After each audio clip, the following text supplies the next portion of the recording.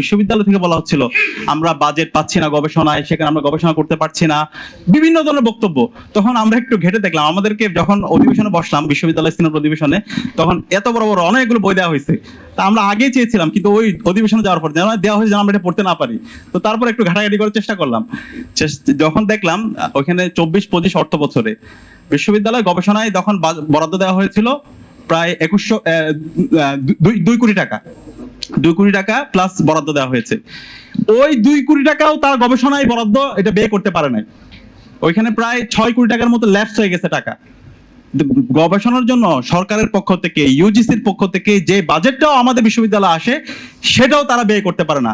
এবং সে বাজেটে যাদেরকে বরাদ্দ দেওয়া হয় কোনো মেরিটোক্রেসি ভিত্তিতে দেওয়া হয় না, দলীয় বিবেচনায়। ওই ওই ওই দলপন্থী বিভিন্ন রঙের দল আছে আমাদের ক্যাম্পাসগুলোতে। আমরা আশা করেছিলাম এই রঙের দলগুলো বাতিল হবে, কিন্তু এখন আবার সেগুলো চাঙ্গা হয়েছে নতুন ভাবে।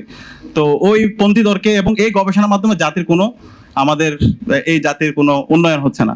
তো সেই জায়গা থেকে আমরা অনুরোধ করব, বর্তমান সরকার তারা বলেছে এবার মোট জিডিপির 2% তারা শিক্ষায় বরাদ্দ দিয়েছে, কিন্তু এগুলো কিছুই না এবং তারা এটাকে উন্নয়ন করতে চায়, কিন্তু আমরা তাদের কাজে দেখতে চাই। বিশ্ববিদ্যালয়গুলোতে আমরা যখন দেখি এবং অ্যাক্টিভিটিগুলো দেখি আমরা হতাশ হচ্ছি। আমরা সে আগের মতো করে দেখতে পাচ্ছি দলীয় বিবেচনায় শিক্ষকদেরকে নিয়োগ দেওয়া হচ্ছে এবং এটা খুবই মানে কষ্টের বিষয়। আমরা ছাত্র সংসদ নির্বাচিত হওয়ার পরে প্রত্যেকটা জায়গায় অসহযোগিতা। আমরা কি কোনো দলের কাজ করতেছি? আমরা শিক্ষার্থীদের জন্য কাজ করতেছি। আমরা বলছি বিশ্ববিদ্যালয়ে যেন আর কখনো গণরম গ্যাস্ট্রম কালচার ফিরে না আসে।